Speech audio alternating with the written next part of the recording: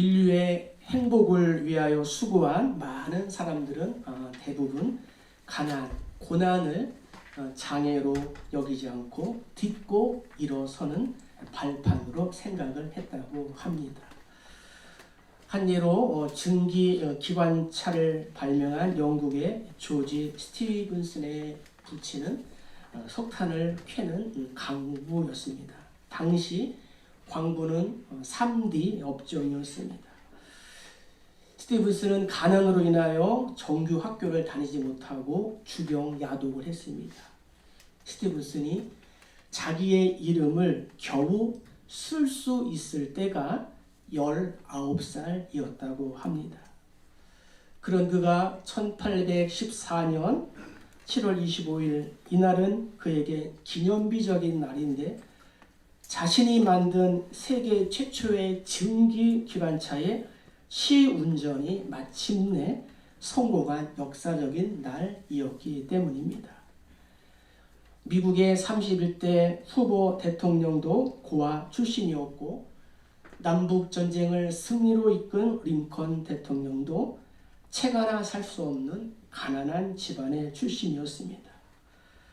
토스토옙스키는 가난한 빗장이었고 예수님 역시도 가난한 목수의 아들로 이 땅에 오셨습니다.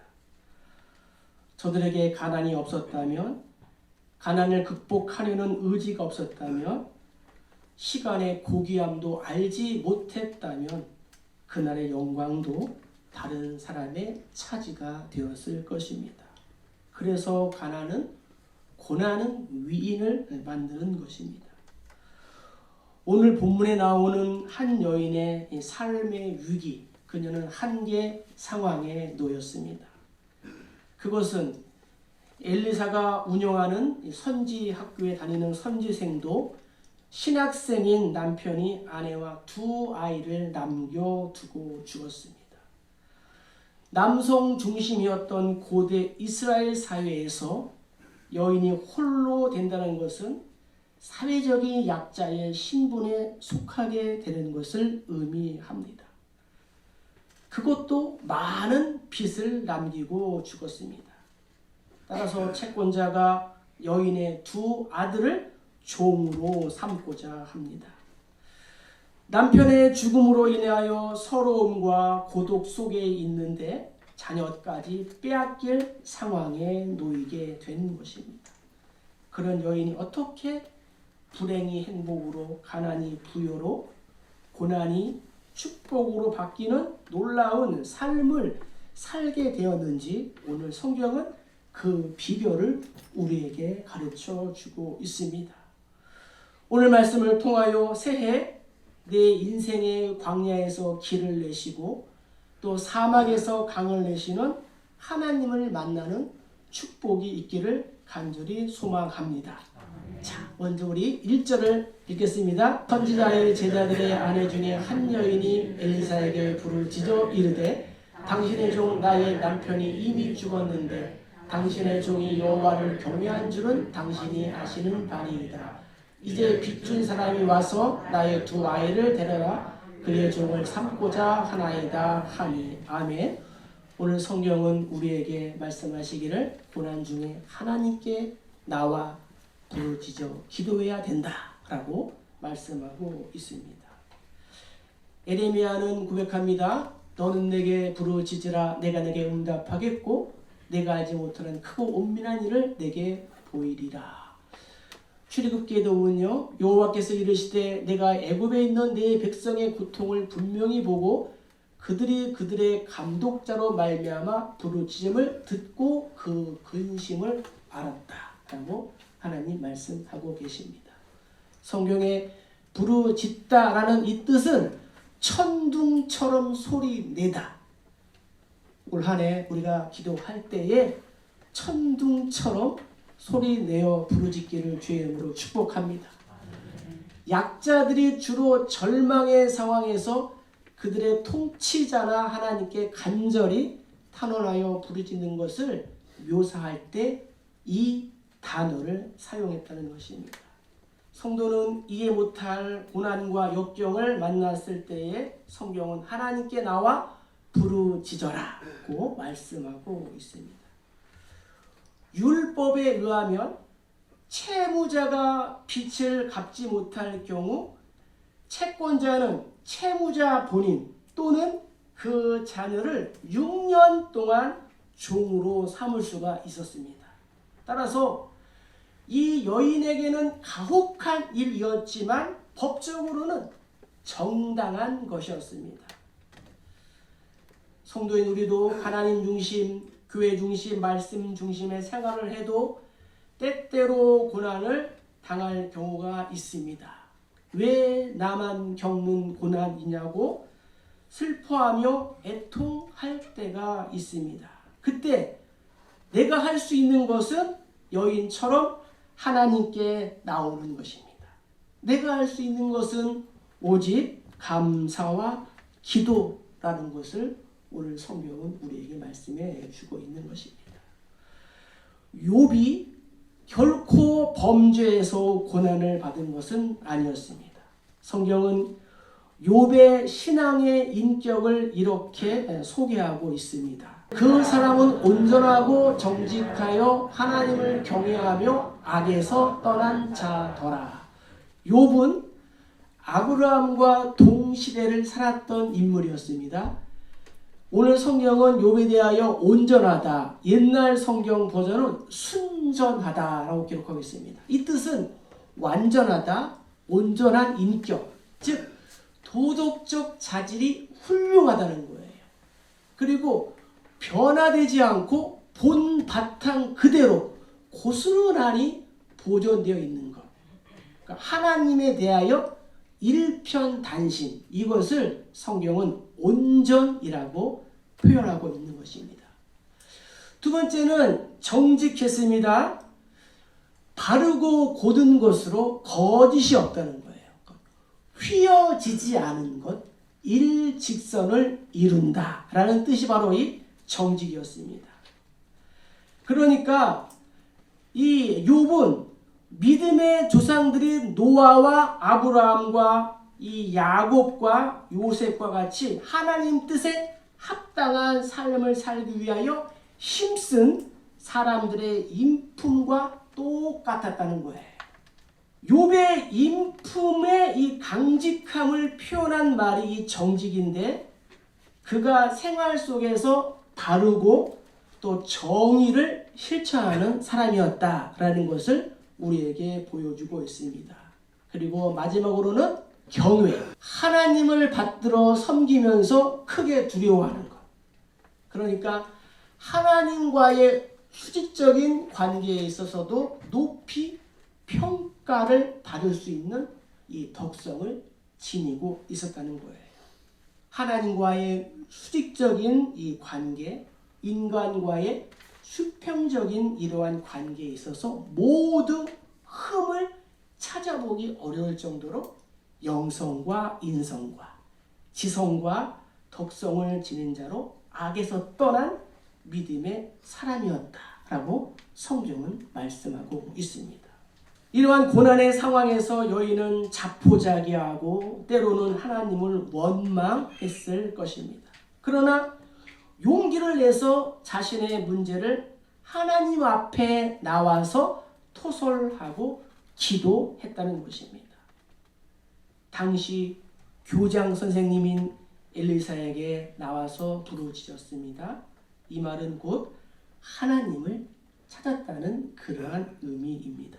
그들이 환난 때에 이스라엘 하나님 여호와께로 돌아가서 찾음에 그가 그들과 만나게 되셨나니 그의 얼굴을 그에게서 숨기지 아니하시고 그가 울부짖을 때에 들으셨도다. 이 곤고한 자가 부르짖음에 여호와께서 들으시고 그의 모든 환난에서 구원하셨도다. 너의 염려를 다 주께 맡기라. 이는 그가 너희를 돌보심이라. 아멘. 하루아침에 영권과 인권과 물권을 모두 잃어버린 욥의 부인은 남편을 향하여 하나님을 욕하고 죽으라고 했습니다. 그러나 욥은 오히려 아내를 향하여 어리석은 여자라고 책망했습니다.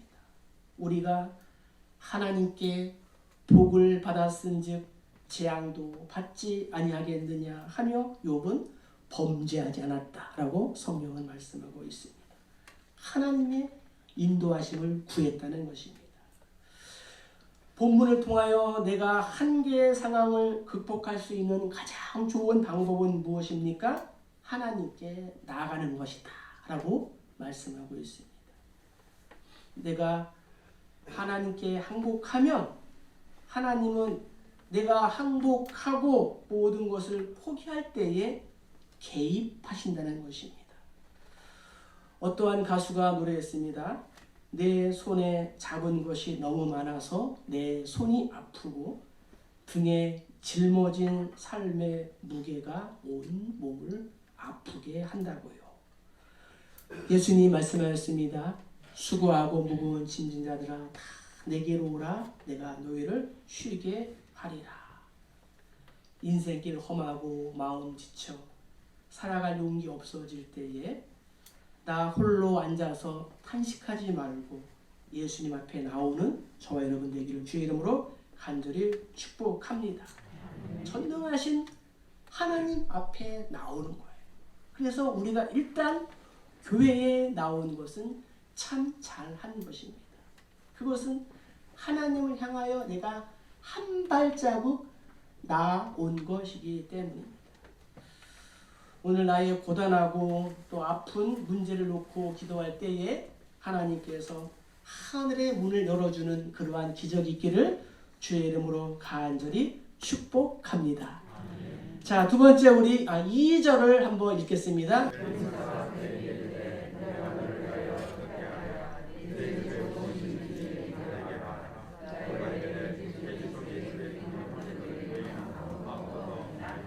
아멘. 오늘 성경은 우리가 이 고난의 상황에서 어떻게 될까? 남은 것으로 다시 시작하라고 성경은 말씀하고 있습니다. 위기에 처한 사람의 특징 중 하나는 자신에게 남은 것을 생각하지 못하고 없는 것만을 생각한다는 것입니다. 하나님께서 나에게 남겨주신 것이 있다는 것입니다. 남편이 죽고 두 아들을 종으로 빼앗길 위기에 처한 여인에게 엘리사는 내 집에 남은 것이 무엇인지 말하라고 합니다. 예수님도 길가의 소경들이 주여 우리를 불쌍히 여기소서라고 외칠 때에 예수님도 내가 너희에게 무엇을 하여 주기를 원하느냐라고 물으셨습니다.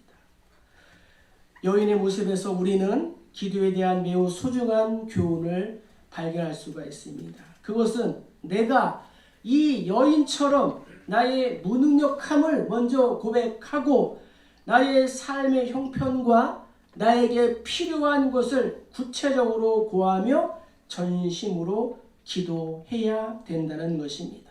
그리하면 하나님은 당신의 백성의 기도를 외면하지 않고 생각한 것 이상의 풍성한 것으로 채워주시고 응답해 주시는 분인 줄로 믿습니다.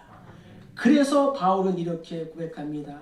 나의 기도하는 것보다 더욱 응답하시고 나의 생각하는 것보다 더욱 이루시는 하나님을 찬양한다고 고백하고 있는 것입니다. 갚을 수 없는 빚을 지고 사는 집에 무엇이 있겠습니까? 여인은 내 집에 기름 한 병이 남아있는 것을 생각했습니다. 우리 집에는 기름 한 병밖에 없습니다. 그런데 이 기름 한 병을 가지고 어떻게 세 식구가 먹을 수 있겠습니까? 더구나 무슨 수로 빚을 갚고 종으로 끌려갈 형편에 있는 두 아들을 구할 수 있겠습니까? 한 번 사용하고 없어지는 기름 한 병. 아무것도 아닌 것처럼 보였습니다. 그러나 역설적으로 이 기름 한 병이 빚을 갚고 여인과 두 아들을 살린 줄로 믿습니다.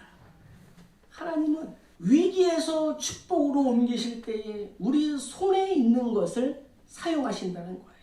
나에게 남은 것이 있다는 거예요. 하나님은 무에서 유를 창조하시는 분입니다. 그러나 때로는 나에게 있는 것을 사용하기를 원하신다는 거예요. 그것이 세상 사람들이 볼 때에 크게 보이느냐 작게 보이느냐 그것은 아무런 문제가 되지 않습니다. 중요하지가 않습니다.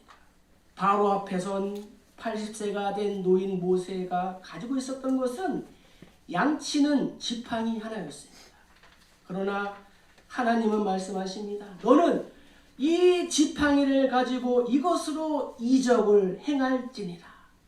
양을 돌보는데 사용되었던 지팡이가 하나님의 손에 들리자 애굽 군대를 물리치고 홍해를 가르고 바위에서 물을 내며 이스라엘을 가나안 땅으로 인도하는 도구가 된 줄로 믿습니다. 골리앗과 대적하는 다윗이 가진 것은 작은 물맷돌이었습니다. 사람들이 볼 때 분명히 보잘것없고 그저 흔하게 강가에 굴러다니는 작은 짱돌에 불과했습니다. 그러나 이 물맷돌이 하나님의 손에 잡히자 블레셋의 교만한 이 거인 장수 골리앗을 쓰러뜨리게 했다는 것입니다. 풍전등화와 같은 나라의 운명을 이 물맷돌 한 개가 구하게 된 것이었습니다. 소년이 가지고 있던 점심 한 끼에 불과했던 물고기 2마리와 보리떡 5개 정말로 작아 보였습니다. 그러나 그것이 예수님의 손에 들리자 장정만 5,000명, 2만 명이 먹고 12바구니가 남게 되었습니다. 질병이어로 4,000명을 먹이고도 7광주리가 남았다라고 성경은 말씀하고 있습니다. 우리는 하나님께서 일하시는 그 방법에 주목을 해야 되는 것입니다. 나의 아주 작은 것을 사용하셔서 큰 일을 이루시는 분이 하나님이신 줄로 믿습니다. 우리가 오후에 요한계시록을 강의하고 있지만 셋째 인을 뗄 때에 성경은 이렇게 말씀하고 있습니다. 내가 내 생물 사이로부터 나는 듯한 음성을 들으니 이르되 한 데나리온의 밀 한 대요 한 데나리온의 보리 석 대로다. 또 감람과 포도주는 해치지 말라 하더라. 아멘. 하루 일당으로 밀 한 대, 보리 석 대의 양식밖에는 구할 수 없는 극한 경제적 공황 상태, 기근 상태에서도 하나님은 감람류와 포도주를 남겨두어서 기근을 면하게 해 주셨다는 것입니다. 기근이라는 재앙을 허락하시되 감람류와 포도주는 해치지 말라 하신 분이 하나님이라는 거죠. 내가 봄에 청황색 말이 나오는데 그 탄자의 이름은 사망이니 음부가 그 뒤를 따르더라. 그들이 땅 4분의 1의 권세를 얻어 검과 흉년과 사망과 땅의 짐승들로서 죽이더라. 아멘. 하나님은 우주적인 심판 중에도 땅 4분의 1만 죽이라고 하십니다. 4분의 3은 남기겠다고 하시는 것입니다. 아직 4분의 3은 남았다라고 말씀하고 있는 거예요. 내가 고난으로 모든 것이 다 끝났다 이렇게 말하지만 예수님은 아니다. 너에게 4분의 3은 남았다라고 말씀하신다는 거죠. 7 나팔로 하나님 세상을 심판하십니다. 그런데 땅과 바다와 물과 해와 달과 별이 떨어지는 이 재앙 속에서도 3분의 1만 타격을 받고 3분의 2는 남겨두셨습니다. 그렇기 때문에 모든 것을 다 잃어버리고 앞이 캄캄하고 아무것도 보이지 않는 그 순간에도 우리가 정신을 차리고 잘 살펴보면은 나에게 남은 것이 있다는 것입니다. 우리는 그것을 붙잡으면 되는 것입니다. 나에게 없는 것에 집착하지 말고 없는 것을 생각하면 더 깊은 좌절과 절망 속에 빠지게 되는 것입니다. 개척 후 2달 만에 코로나19로 인해서 텅 빈 예배당을 저 뒤에 앉아서 바라보면서 목회를 계속 해야 되나 접어야 하나 하는 심각한 고민과 갈등 속에서 3년이라는 세월을 지났습니다. 하나님 그때 말씀하셨습니다. 박 목사야, 아직 너에게 남은 것이 있지 않느냐.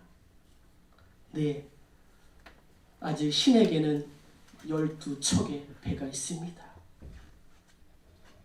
나에게 남아있는 건강과 시간과 가족과 성도와 지체와 공동체가 있습니다. 하나님께서 나에게 남겨주신 것이 가장 귀한 선물이었습니다. 모세에게 아론을, 엘리사에게 엘리야, 고넬료에게 베드로가, 베드로 옆에 또 마가가, 바울에게 바나바가 있었던 것처럼 내 곁에 있는 또 공동체, 그것이 하나님께서 또 나에게 남겨주신 선물이었다는 것입니다. 내 손에, 우리 손에 아직까지 남아있는 건강과 물질과 또 시간과 재능과 달란트, 이 옥합을 우리가 믿음으로 헌신하면 그것이 30배, 60배, 100배의 기적을 일으키는 도구가 된다는 것을 믿으시고 올 한 해도 승리하시기를 주의 이름으로 간절히 축복합니다. 자, 이제 마지막으로 우리 3절과 4절 읽겠습니다.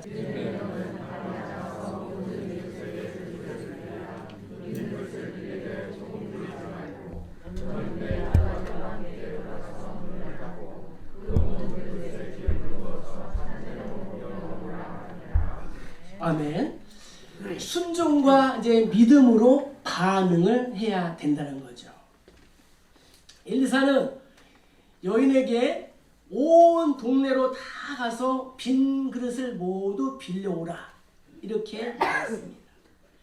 그런데 빈 그릇을 빌리되 조금 빌리지 말고 많이 빌려오라고 했습니다. 내가 할 수 있는 한 많은 그릇을 가져오라는 것입니다. 비록 여인의 집에 남은 것은 기름 한 병뿐이지만 엘리사는 그 여인에게 하나님의 무한하신 능력을 보여주기 위해서 빈 그릇을 구할 수 있는 대로 구해오라고 말했습니다. 너는 가라, 너는 빌리라. 이 말은 명령형으로서 엘리사는 여인의 신속한 순종을 촉구하고 있습니다. 이 말에는 여인의 믿음을 시험해 보려는 의도가 내포되어 있습니다. 예수님께서 말씀하십니다. 중풍병에 걸려 고생하는 하인을 치료하기 위하여 백부장은 예수님을 초대했습니다. 예수님이 가고자 할 때 백부장은 말했습니다. 주님, 말씀만 하시면 내 하인이 낫겠나이다. 이르시되 가라, 내 믿음대로 될지어다 라고 하신 말씀과 일맥상통하는 거예요. 그릇을 빌려온 여인과 두 아들은 그릇에 기름을 붓기를 시작합니다. 한 그릇, 두 그릇 부으니까 놀라운 일이 일어났습니다. 계속해서 기름이 나오는 것입니다. 마치 오병이어를 들고 있는 제자들의 손에서 계속 고기와 떡이 나오는 것처럼 계속 기름이 흘러나왔습니다. 빌려온 그 많은 그릇에 기름이 가득가득 찼습니다. 하나님은 그릇대로 주시는 분이다라는 거예요. 이 그릇은 무엇입니까? 바로 우리의 믿음이라는 거죠. 우리가 구하기에 앞서 과연 나에게 이러한 믿음이 있는지, 믿음의 분량이 얼마나 큰지를 우리가 점검해 보아야 합니다.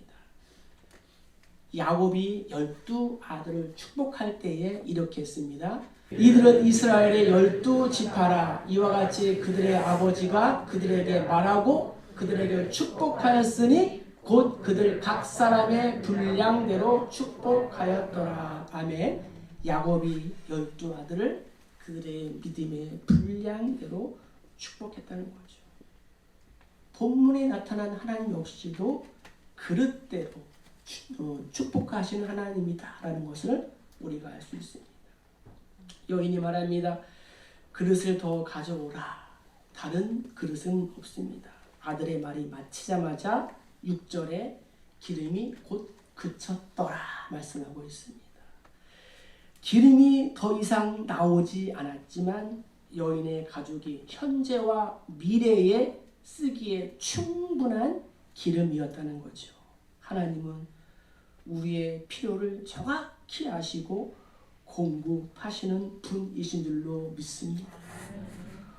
홀로 된 여인과 두 아들은 비록 남편과 아버지는 잃었으나 고난을 통해서 만복의 근원이신 하나님을 만나게 되었습니다. 성경은 우리에게 고난과 환난이 없다고 말하지 않습니다. 그러나 이 고난과 환난을 만났을 때에 우리가 환난 중에도 즐거워하나니 이는 환난은 인내를, 인내는 연단은 소망을 이루는 것을 우리가 알기 때문입니다.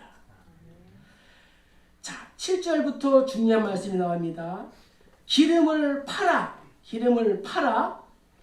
무슨 뜻이에요? 기적으로 인하여 생긴 기름은 분명 판매하기가 쉬웠을 것입니다. 왜냐하면 기름은 음식을 만드는 재료요, 또한 약품이요, 몸에 바르는 이 향품 등 일상생활에서 유용한 물건이었기 때문이었습니다. 또한 당시 이스라엘은 꿀뿐만 아니라 밀, 기름, 유향 등 이러한 상품을 주변 국가들과 거래했습니다. 기름을 팔아서. 두 번째는 빚을 갚고. 이 말은 뭐예요? 그 기름을 팔아 번 돈으로 너의 빚을 갚으라는 거예요. 이 명령은 하나님에게는 부자든 가난한 사람이든 모든 사람들이 준수해야 할 정의, 책임이 있다는 것입니다. 그리고 남은 것, 이것은 빚을 갚고 남은 돈이죠. 하나님은 자신의 종이 빚을 갚아서 사회 질서에 위배되지 않도록 하시고 그의 아내와 자녀들도 책임져 주셨다는 것입니다. 이제 말씀을 마칩니다. 위기는 어느 누구도 원하지 않습니다. 그러나 내 마음대로 되는 것은 결코 아닙니다. 내 의지와는 상관없이 인생의 풍랑과 막다른 골목을 우리가 만날 때가 있습니다. 그러나 그때 우리는 어떻게 돼요? 성경 말씀하고 있습니다. 그때가 바로 하나님께 나와서 기도할 때라는 거죠. 그리고 나에게 남아있는 것으로 다시 시작하라고 성경 말씀하고 있습니다. 그리고 모든 상황 속에서 순종과 믿음으로 우리가 반응해야 된다라고 성경은 말씀하고 있습니다. 이 여인은 이 고난을 잘 통과하여 결국에는 해피엔딩으로 이 상황을 마무리하게 되었습니다. 새해 고난은 우리에게 변장된 축복임을 기억하고 그럴수록 그럼에도 그러니까 우리가 하나님을 찾고 또 남은 것으로 순종하를 믿음으로 반응하여 올 한 해 승리하시고 형통한 삶을 살아가시는 저와 여러분 우리 모두 다 되시기를 주의 이름으로 간절히 축복합니다. 축복합니다.